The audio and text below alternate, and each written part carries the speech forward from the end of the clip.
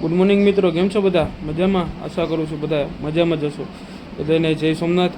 આજે આપણે બનાવવાના છે મિની બ્લોગ.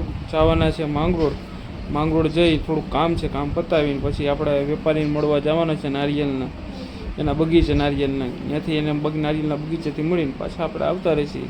આપણે નાનો મિની બ્લોગ એમાં બનાવી નાખીએ. આપણે ઘરેથી નીકળી ગઈએ માંગરોળ જવા માટે. આ ઝાડવા જો બે બાજુ આમ ગેટ જેવો શેપ આવે છે. મારા ભાઈબંધ ને મિત્રની વાડી આવી ગયો. આમ જોઈ લ્યો તમે, વાડી પાછળ આખી જો આ નારિયેળીઓ ત્યાં લગીને હમણાં જ નારિયેળ ઉતારી ગયા છે. પાછળ નારિયેળી જ છે બધી.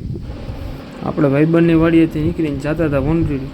રસ્તામાં નીલગાય દેખાણી તો હું મેં કીધું વિડીયો ઉતર લઉં. જતા વખતે દેખાણી હતી પણ મોડું થતું હતું એટલે પછી નીકળી ગયા.